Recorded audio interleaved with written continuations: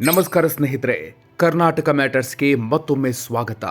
ಸ್ನೇಹಿತರೆ, ಕಳೆದ ವಿಡಿಯೋದಲ್ಲಿ ನಾವು ಅಮೆರಿಕದ ಅಧ್ಯಕ್ಷ ಡೊನಾಲ್ಡ್ ಟ್ರಂಪ್ ಗ್ರೀನ್ಲ್ಯಾಂಡ್ ಮೇಲೆ ಕಣ್ಣು ಹಾಕಿರೋ ಬಗ್ಗೆ ಮಾತಾಡಿದ್ವಿ. ದುಡ್ಡು ಕೊಡ್ತೀವಿ, ಗ್ರೀನ್ಲ್ಯಾಂಡ್ ಕೊಡಿ, ಇಲ್ಲಾಂದ್ರೆ ಹುಷಾರ್ ಅಂತ ಟ್ರಂಪ್ ವಾರ್ನಿಂಗ್ ಕೊಟ್ಟಿದ್ರು. ಆದರೆ ವಿಷಯ ಈಗ ಕೈ ಮೀರಿ ಹೋಗಿದೆ. ಸುಮ್ಮನೆ ವಾರ್ನಿಂಗ್ ಕೊಟ್ಟು ಕೂರೋ ಜಾಯಮಾನ ಟ್ರಂಪ್ ಅವರದಲ್ಲ. ಹಾಗಾಗಿ ಇದೀಗ ಗ್ರೀನ್ಲ್ಯಾಂಡ್ ಕೊಡಲ್ಲ ಅಂತ ಹೇಳಿದ್ದಕ್ಕೆ ಅಮೆರಿಕ ತನ್ನ ಪರಮಾಪ್ತ ಮಿತ್ರ ರಾಷ್ಟ್ರಗಳ ಮೇಲೆಯೇ ಸಿಟ್ಟಿಗೆದ್ದಿದೆ.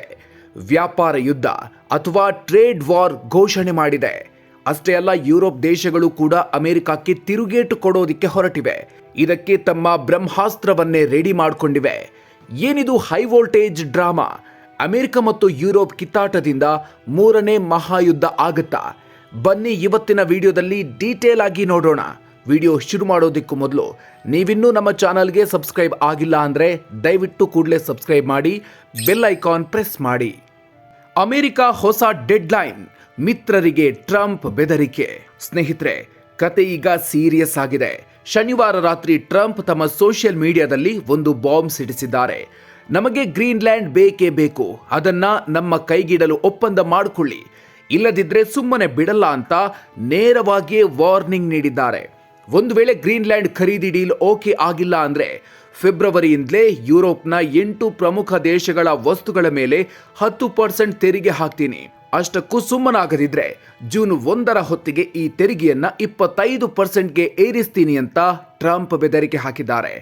Denmark, Norway, Sweden, France, Germany, Britain, Netherlands ಮತ್ತು ಫಿನ್ಲ್ಯಾಂಡ್ ದೇಶಗಳ ಮೇಲೆ ಈ ಬ್ರಹ್ಮಾಸ್ತ್ರ ಪ್ರಯೋಗಿಸಿದ್ದಾರೆ. ವಿಷಯ ಏನಪ್ಪಾ ಅಂದ್ರೆ, ಇವೆಲ್ಲವೂ ಅಮೆರಿಕದ ದೀರ್ಘಕಾಲದ ಸ್ನೇಹಿತರು. ಆದರೆ ಇದೀಗ ಅವರ ಮೇಲೆಯೇ ಟ್ರಂಪ್ ಮುಗಿಬಿದ್ದಿದ್ದಾರೆ. ಯುರೋಪ್ ಕೈಯಲ್ಲಿದೆ ಟ್ರೇಡ್ ಬಜೂಕಾ ಅಸ್ತ್ರ. ಟ್ರಂಪ್ ಹೀಗೆ ಬೆದರಿಕೆ ಹಾಕ್ತಿದ್ದಂಗೆ ಯುರೋಪ್ ಸುಮ್ಮನೆ ಕೂರುತ್ತಾ? ಚಾನ್ಸೇ ಇಲ್ಲ. ನಾವೇನು ಬ್ಲ್ಯಾಕ್ ಮೇಲ್ಗೆ ಬಗ್ಗಲ್ಲ ಅಂತ ಯುರೋಪ್ ಒಕ್ಕೂಟ ಮತ್ತು ಬ್ರಿಟನ್ ತೊಡೆತಟ್ಟಿದೆ. ಇಲ್ಲಿ ಇಂಟ್ರೆಸ್ಟಿಂಗ್ ವಿಷಯ ಏನಪ್ಪಾ ಅಂದ್ರೆ, ಯುರೋಪ್ ಕೂಡ ಅಮೆರಿಕಕ್ಕೆ ತಕ್ಕ ಪಾಠ ಕಲಿಸಲು ತನ್ನಲ್ಲಿರೋ ಆಂಟಿ ಕೋಯರ್ಷನ್ ಇನ್ಸ್ಟ್ರೂಮೆಂಟ್ ಅಥವಾ ಆಡು ಭಾಷೆಯಲ್ಲಿ ಕರೆಯಲಾಗುವ ಟ್ರೇಡ್ ಬಜೂಕಾ ಬಳಸಲು ಮುಂದಾಗಿದೆ. ಏನಿದು ಟ್ರೇಡ್ ಬಜೂಕಾ?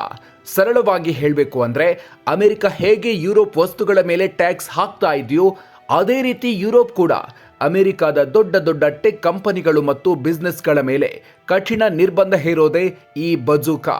ಫ್ರಾನ್ಸ್ ಅಧ್ಯಕ್ಷ ಇಮ್ಯಾನ್ಯುಯಲ್ ಮ್ಯಾಕ್ರಾನ್ ಮತ್ತು ಸ್ವೀಡನ್ ಪ್ರಧಾನಿ ಈಗಾಗಲೇ ನಿಮ್ಮ ಬೆದರಿಕೆ ನಮ್ಮ ಹತ್ರ ನಡೆಯಲ್ಲ ಅಂತ ಟ್ರಂಪ್ ಮುಖಕ್ಕೆ ಹೊಡೆದಾಗಿ ಹೇಳಿದ್ದಾರೆ. ಗ್ರೀನ್ಲ್ಯಾಂಡ್ನಲ್ಲಿ ಸೈನ್ಯ ಜಮಾವಣೆ ಶುರುವಾಗುತ್ತಾ ಮಹಾಯುದ್ಧ. ಸ್ನೇಹಿತರೆ, ವಿಷಯ ಬರೀ ವ್ಯಾಪಾರಕ್ಕೆ ನಿಂತಿಲ್ಲ. ಈಗ ಗ್ರೀನ್ಲ್ಯಾಂಡ್ ಮಂಜಿನ ಬೆಟ್ಟಗಳಲ್ಲಿ ಸೈನಿಕರ ಬೂಟಿನ ಸದ್ದು ಕೇಳಿಸ್ತಿದೆ. ಡೆನ್ಮಾರ್ಕ್ ಮತ್ತು ಗ್ರೀನ್ಲ್ಯಾಂಡ್ಗೆ ಬೆಂಬಲ ನೀಡಲು ಫ್ರಾನ್ಸ್, ಜರ್ಮನಿ, ಸ್ವೀಡನ್ ಸೇರಿದಂತೆ ಹಲವು ನ್ಯಾಟೋ ದೇಶಗಳು ತಮ್ಮ ಸೈನಿಕರನ್ನ ಗ್ರೀನ್ಲ್ಯಾಂಡ್ಗೆ ಕಳುಹಿಸಿವೆ. ಆಪರೇಷನ್ ಆರ್ಕ್ಟಿಕ್ ಎಂಡ್ಯೂರೆನ್ಸ್ ಹೆಸರಲ್ಲಿ ಅಲ್ಲಿ ಮಿಲಿಟರಿ ತಾಲೀಮು ನಡೀತಾ ಇದೆ. ಇದನ್ನು ನೋಡಿ ಟ್ರಂಪ್ ಕೆಂಡಾಮಂಡಲವಾಗಿದ್ದಾರೆ. ನೀವಲ್ಲಿ ಸೈನ್ಯ ಜಮೆ ಮಾಡಿರೋದು ಅಮೆರಿಕಕ್ಕೆ ಮಾಡ್ತಾ ಇರೋ ಅವಮಾನ, ಇದು ಜಾಗತಿಕ ಶಾಂತಿಗೆ ಅಪಾಯ ಅಂತ ಟ್ರಂಪ್ ಗುಡುಗಿದ್ದಾರೆ. ಆದರೆ ಯುರೋಪ್ ನಾಯಕರು ನಾವು ನಮ್ಮ ಸ್ನೇಹಿತರ ರಕ್ಷಣೆಗೆ ನಿಂತಿದ್ದೀವಿ ಅಷ್ಟೇ ಅಂತ ತಿರುಗೇಟು ನೀಡಿದ್ದಾರೆ.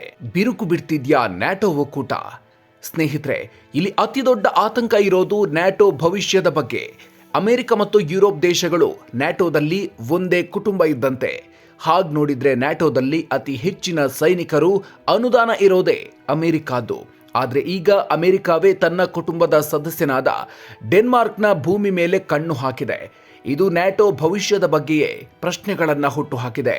ಅಮೆರಿಕ ಮತ್ತು ಯುರೋಪ್ ಹೀಗೆ ಕಿತ್ತಾಡ್ಕೊಳ್ತಾ ಇದ್ರೆ ಇದರ ಲಾಭ ಸಿಗೋದು ರಷ್ಯಾ ಮತ್ತು ಚೀನಾಗೆ ಮಾತ್ರ ಅಂತ ಯುರೋಪ್ ಒಕ್ಕೂಟದ ನಾಯಕಿ ಕಾಜಾ ಕಲ್ಲಾಸ್ ಎಚ್ಚರಿಸಿದ್ದಾರೆ.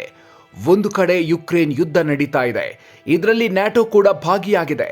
ಇನ್ನೊಂದು ಕಡೆ ನ್ಯಾಟೋ ಒಳಗೆಯೇ ಬಿರುಕು ಮೂಡ್ತಾ ಇದೆ. ಇಂಥ ಹೊತ್ತಲ್ಲಿ ಟ್ರೇಡ್ ವಾರ್ ಮಾಡಿದ್ರೆ ಅದು ರಿಯಲ್ ವಾರ್ಗೆ ದಾರಿ ಮಾಡಿಕೊಡುತ್ತೆ ಅಂತ ತಜ್ಞರು ಎಚ್ಚರಿಸುತ್ತಿದ್ದಾರೆ. ಆದರೆ ಇದನ್ನೆಲ್ಲ ಟ್ರಂಪ್ ಕಿವಿಗೆ ಹಾಕೊಳ್ತಾರ ಅನ್ನೋದೇ ಈಗ ಇರೋ ದೊಡ್ಡ ಪ್ರಶ್ನೆ. ನಮ್ಮ ದೇಶ ಮಾರಾಟಕ್ಕಿಲ್ಲ, ಗ್ರೀನ್ಲ್ಯಾಂಡ್ನಲ್ಲಿ ಬೀದಿಗಿಳಿದ ಜನ. ಇತ ರಾಜಕೀಯ ಕಿತ್ತಾಟ ನಡೀತಾ ಇದ್ರೆ ಅತ್ತ ಗ್ರೀನ್ಲ್ಯಾಂಡ್ ಜನ ಕೊರೆಯುವ ಚಳಿಯನ್ನು ಲೆಕ್ಕಿಸದೆ ಬೀದಿಗಿಳಿದಿದ್ದಾರೆ. -ಡಿಗ್ರಿ ಚಳಿಯಲ್ಲಿ ಸಾವಿರಾರು ಜನ ರಸ್ತೆಗೆ ಇಳಿದು ಗ್ರೀನ್ಲ್ಯಾಂಡ್ ಮಾರಾಟಕ್ಕಿಲ್ಲ ಅಂತ ಭಿತ್ತಿಪತ್ರ ಹಿಡಿದು ಪ್ರತಿಭಟನೆ ಮಾಡ್ತಾ ಇದ್ದಾರೆ. ಓರ್ವ 9 ವರ್ಷದ ಬಾಲಕಿ ದೊಡ್ಡ ದೇಶಗಳು ನಮ್ಮನ್ನ ಬುಲ್ಲಿ ಮಾಡೋದನ್ನ ಸಹಿಸಬಾರ್ದು ಅಂತ ಟೀಚರ್ ಹೇಳಿದ್ದಾರೆ ಅಂತ ಹೇಳಿರೋ ಮಾತು ಈಗ ಎಲ್ಲೆಡೆ ವೈರಲ್ ಆಗಿದೆ. ಸದ್ಯಕ್ಕೆ ಬ್ರಿಟನ್ ಪ್ರಧಾನಿ ಕಿಯರ್ ಸ್ಟಾರ್ಮರ್ ಮತ್ತು ಅಮೆರಿಕದ ಮಧ್ಯೆ ಮಾತುಕತೆ ನಡೆಯೋ ಸಾಧ್ಯತೆ ಇದೆ. ಆದರೆ ಟ್ರಂಪ್ ತಮ್ಮ ಹಠ ಬಿಡ್ತಾರಾ ಅಥವಾ ಈ ವ್ಯಾಪಾರ ಯುದ್ಧ ಪ್ರಪಂಚದ ಆರ್ಥಿಕತೆಯನ್ನೇ ಹಾಳು ಮಾಡುತ್ತಾ ಅನ್ನೋದನ್ನ ಕಾದು ನೋಡಬೇಕಿದೆ. ಸ್ನೇಹಿತರೆ, ಈ ಬಗ್ಗೆ ನಿಮಗೇನನ್ಸುತ್ತೆ? 21ನೇ ಶತಮಾನದಲ್ಲಿ ಒಂದು ದೇಶ ಇನ್ನೊಂದು ದೇಶವನ್ನ ಹೀಗೆ ಒತ್ತಾಯಪೂರ್ವಕವಾಗಿ ಖರೀದಿ ಮಾಡೋದು ಸರಿಯಾ? ಟ್ರಂಪ್ ಅವರ ಈ ನಡೆಗೆ ನಿಮ್ಮ ಸಮರ್ಥನೆ ಇದೆಯಾ? ತಪ್ಪದೆ ಕಾಮೆಂಟ್ ಮಾಡಿ ತಿಳಿಸಿ. ಈ ಮಾಹಿತಿ ಇಷ್ಟ ಆಗಿದ್ರೆ ಲೈಕ್ ಮಾಡಿ, ಶೇರ್ ಮಾಡಿ. ಮುಂದಿನ ವಿಡಿಯೋದಲ್ಲಿ ಮತ್ತಷ್ಟು ಅಪ್ಡೇಟ್ಗಳ ಜೊತೆಗೆ ಮತ್ತೆ ಸಿಗೋಣ.